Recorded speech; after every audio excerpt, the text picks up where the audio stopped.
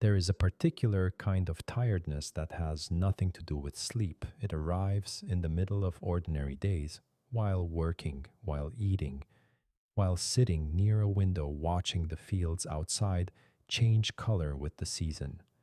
It is not the tiredness of effort, it is the tiredness of constant measurement, of running a calculation that never finishes, that restarts each morning the moment the eyes open. Who is further ahead? Who began the same season and has more to show for it? Who is admired by the same people? Elian does not live in crisis. Nothing in his life is broken. The cottage is warm at night. Work continues. Meals are eaten. There is enough quiet to be grateful for. But something inside has formed a habit that does not announce itself clearly. Every accomplishment once reached is placed beside someone else's, not to celebrate either, only to measure, and the measurement always returns the same quiet verdict: not quite far enough. Stands on the hill overlooking the village. He does not see the beauty of the thatched roofs or the silver thread of the river below. He sees the smoke rising from the blacksmith's forge and feels he has started his own work too late. He sees the merchant's wagons cresting the ridge and feels his own stores are insufficient. He lives inside this quiet fracture, a life where nothing is collapsing, yet nothing feels fully his own. The pocket watch in his coat pocket is part of this, and brass and worn smooth in one corner where a thumb has rested too many times. In these years, he uses it mostly to calculate how many hours the others have already been awake, how far the morning has moved without him, how much further behind the day will leave him by the time it closes. One morning, not a special morning, not one marked by any decision made the night before, Elian wakes before the village. There is no resolve in it, no conviction arrived in a dream. Only the simple fact of waking early and a room still dark enough to be private. He strikes a single match. The wick catches, the flame is thin and pale. He sits at the small wooden desk beside the window. The room is cold. The air is still. Outside, the world has not yet begun offering its opinions. The farmers are not yet in the fields. The paths are empty. There is no visible measure of where anyone else stands. He does not go to the hill, and he stays in the gray light of his own room and pulls a piece of parchment toward him. He begins to map out a task, not because the market demanded it, not because a neighbor had finished theirs already, but because the silence required an answer. Nothing about this feels significant. It is only quiet, but the question present in that room, unspoken, barely formed, is this: what would it mean to move forward from where I am, not compared to anyone, not measured against a distant figure on another road, only from here what is the next honest step? The ritual repeats: 3 mornings, then 7, then more than can be counted individually. The outside world during this period notices nothing. The village continues as it always has. Someone who was further along is still further along. Recognition, where it exists, still lands on others first. The wheat in the neighboring field grows at the same pace as always. None of this changes. But internally, and this takes time to see clearly, something begins to form that was not there before. Not a new skill, not a visible result, something quieter than that. Elian begins slowly to recognize his own thinking, to notice when the comparison reflex activates, to catch the moment when one achievement is lifted beside another's and the familiar calculation begins running. And sometimes, not always, but sometimes, he sets the calculation down before it finishes. While the pocket watch still sits on the desk each morning, he glances at it occasionally out of habit, but the pressure attached to it begins to loosen.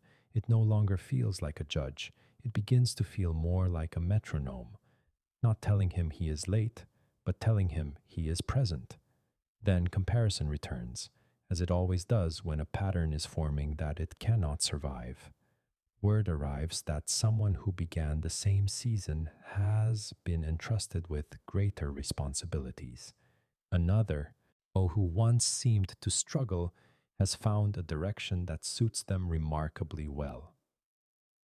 Recognition that Elian quietly hoped might move in his direction turns, naturally, elsewhere.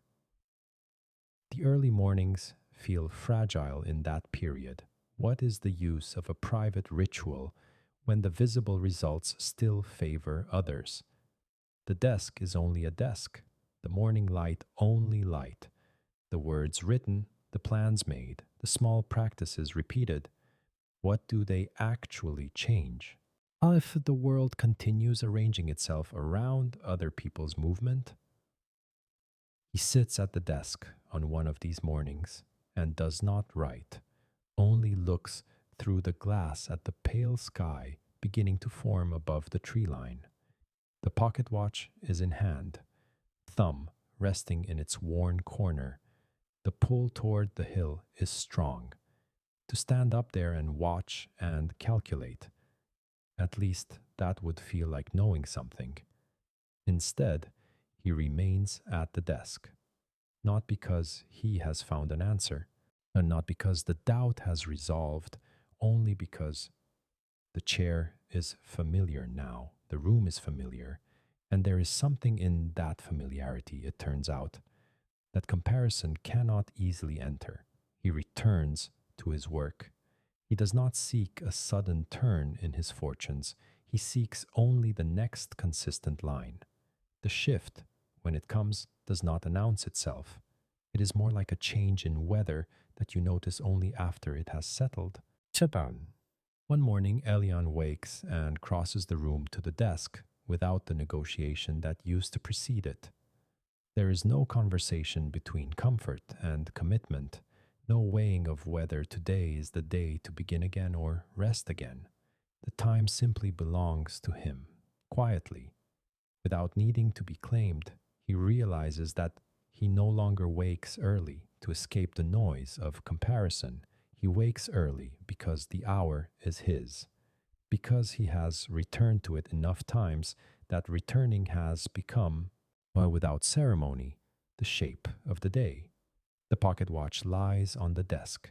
He closes the cover gently and sets it down. He does not calculate what the others are doing. He knows what he is doing. That is enough to begin. The change appears in the world gradually, almost incidentally. It happens first in the village square. Elian is speaking with the grain merchant about the autumn arrangements. Usually, he would find himself scanning the room while he spoke, checking to see who was listening, who was walking away, where he stood in the visible order of things. But this time his feet feel set. He speaks with a clarity that comes from having already settled his accounts with himself that morning in the cold and the quiet before anyone was watching. The merchant notices something, though he could not name it precisely. He does up his coat and listens more carefully. He does not offer anything remarkable, only a small, steady contract for the season. A responsibility given to Elian because he seems, in this moment, like a man who is no longer drifting. The path between the fields, which once served as a place for scanning the horizon for others, becomes a place of simple movement. Elian walks it with a steady gaze. He is not catching up. He is not pulling ahead. He is moving through the particular portion of the world that is his to move through at the pace that the work requires. The hill is still there. He passes it sometimes. He no longer stops to stand on it. Morning arrives. Elian rises and crosses to the desk. The room holds early light and quiet and nothing else particularly remarkable. He opens the pocket watch out of habit, glances at the hour, and sets it face up on the wood beside him. The face is worn smooth in one corner. It has not changed form. Only the meaning attached to it has changed. Outside, the village is beginning. Carts on stone paths, smoke from early fires. The people moving toward the purposes they have chosen or fallen into or slowly grown into over time. The world is wide, and there is room for everyone on the road. Elian picks up his work. The tasks before him are simple, demanding, and entirely his own. The candle from earlier has burned low, but the pale gold of morning is already filling the room, steady and unhurried. He chose his direction before the world had a chance to offer its opinions. He is still choosing it now. But this is an ordinary morning, which is, finally, what it was always meant to be. Not the hour where everything was decided, only the first quiet hour of a day that belongs to whoever was present in it before anyone else was watching. Identity forms in the hours no one else sees. The path walked before sunrise. That is where it begins.